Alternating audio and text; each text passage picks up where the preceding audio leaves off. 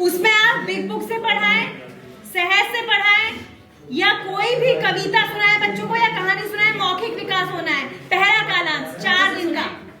दूसरा कालांश आपका आएगा, दूसरे कालांश में डिकोडिंग ब्लेंडिंग का काम होना है। तो दूसरे कालांश में हमारे डिकोडिंग कौशलों पर, कार्य पुस्तिका पर कार्य, क्योंकि जो कार्य पुस्तिकाएं दी गई हैं, कार्य पुस्तिका में हर उस पे आप देखेंगे तो दिवस 2 अगर खोलेंगे, 1 खोलेंगे, सब में डिकोडिंग का कार्य दिया हुआ है। उसके बाद जो हमारा तीसरा कालांश लगेगा 4 दिन, उसमें लगेगा हमारा बिग बुक पठन अभ्यास एवं रेमेडियल शिक्षा पर कार्य। अब हम बच्चे से पढ़वाएंगे। अभी तक हमने सुनने का काम किया, अब बच्चे से पढ़ाने का काम करेंगे। अब बच्चा पढ़ेगा, पढ़ने के बाद अगर आपको लगता है कि कहाँ उसमें कमी आ रही है, तो साथ के साथ उसका रेमेडियल कार्य भी होता रहेगा। देख लीजिए, आप सभी क्वेश्चन पुट किए जाएंगे इसके बारे में कि ठीक है गलत है, इसमें क्या करेक्शन कर सकते हैं और क्या अच्छा और क्या कर सकते हैं। तो ध्यान से सुनिएगा बात के लिए। उसके बाद हमारा आता है आपका दिवस 5। दिवस 5 4 तो दिवस 5 आया आपका। दिवस 5 में हम क्या करते हैं बच्चे का, सर प्लीज सुन लीजिए, सुन तो लो।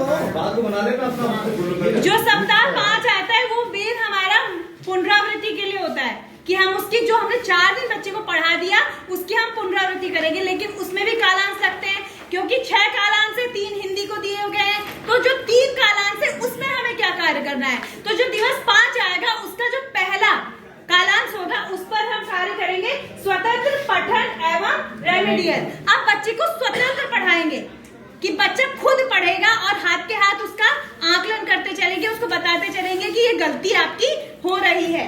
उसके बाद जो सेकंड आएगा आपका, सेकंड कालांश, जो दूसरा कालांश आएगा, उसमें आप साप्ताहिक पुनरावृत्ति करेंगे।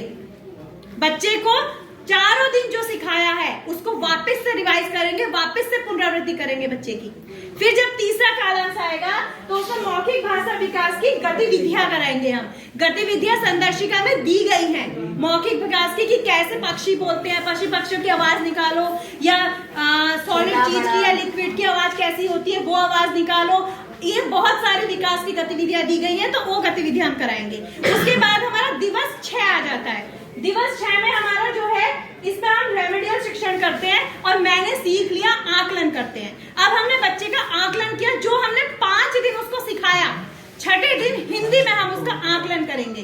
तो जो पहला कालांश होगा उसमें रेमेडियल शिक्षण कराएंगे, क्योंकि पहले उसका आकलन करने से पहले उसको रिवाइज करा देंगे इन शॉर्ट कि ये हमने सीखा था। फिर जब आपका दूसरा कालांश आएगा तो उसमें आपने एक पेपर होता है मैंने सीख लिया।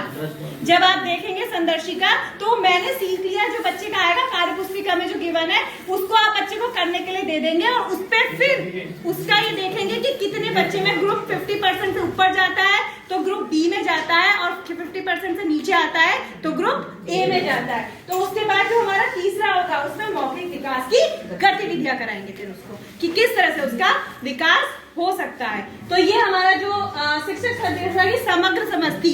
समग्र समझ से हमारा ये है कि बच्चा प्रभावपूर्ण पढ़ना सीख ले, लेकिन अर्थ की समझ के साथ। धन्यवाद।